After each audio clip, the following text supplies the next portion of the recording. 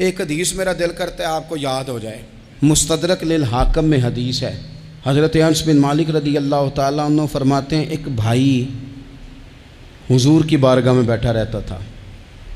निकम्मा नहीं था, शारहीन हदीस कहते हैं कि किसी मजबूरी से वो काम नहीं कर पाता था, या करता था तो काम आगे नहीं चल पाता था।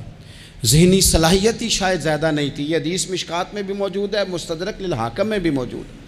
हज़रत अनस बिन मालिक रदी अल्लाह ताला अन्हु फरमाते हैं, वो हुजूर की बारगाह नाज में बैठा रहता था।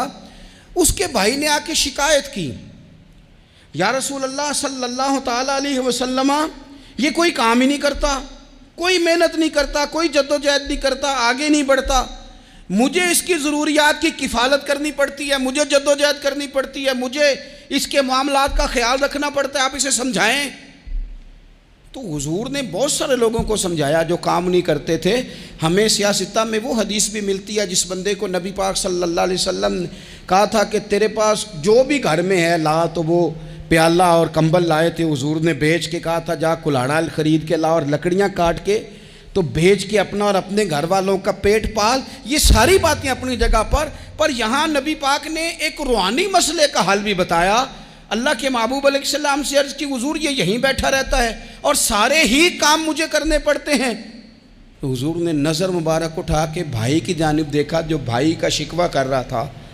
तो करीम महबूब फरमाने लगे, हो सकता है ये जुमले मेरे महबूब के, इनको कहीं लिखना, इनकी मिठास देखो, इनका हुस्न देखो, और भाइयों की मोहब्बत के बीच जो रसूल पाक पैबंद लगा रहे हैं और जोड़ रहे हैं, और जिस अंदाज में भाई को भाई से मिला रहे हैं, उस लहजे के हुस्न की मिठास को भी जरा चख के देखो।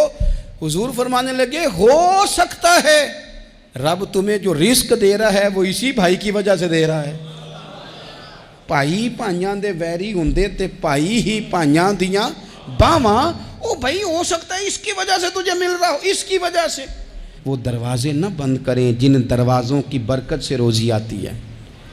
कभी भी वो काम ना करें जिन कामों की, अगर आपको कल तक बरकत थी, कल तक काम ठीक चल रहा था, कल तक निज़ाम बेहतर था, और आज आपको महसूस होता है कि कहीं कमज़ोरी आ गई है, कहीं हालात उस तरह के नहीं रहे, तो फिर आप गौर करें कहीं ऐसा तो नहीं किसी गरीब का आपके घर से रिस्क जाता था और आपने बंद कर दिया, किसी की मदद होती थी आपने बंद कर दी, किसी के साथ शफकत होती थी आपने बंद कर दी, कोई शख्स आपकी वजह से तसल्ली में था और फिर आपने उसे तकलीफ़ में डाल दिया।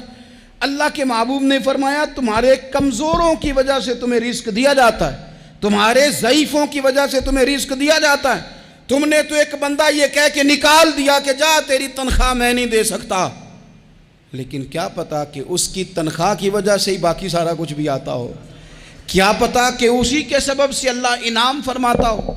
लिहाजा इन रूहानी मसाइल का भी थोड़ा सा ख्याल करें।